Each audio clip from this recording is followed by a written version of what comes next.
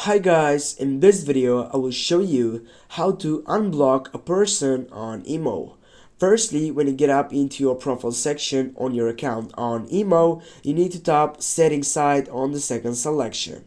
When you get up right there, you need to choose up the third selection, which is privacy. When you get up into your privacy, scroll down, and as you can see on the contact setup, you have blocked list on the second selection.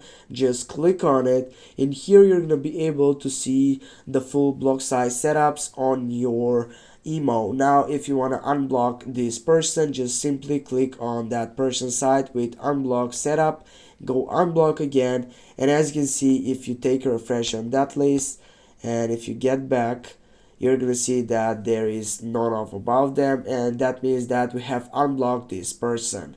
Thanks for watching. Don't forget to hit that like and share the video. See you soon guys.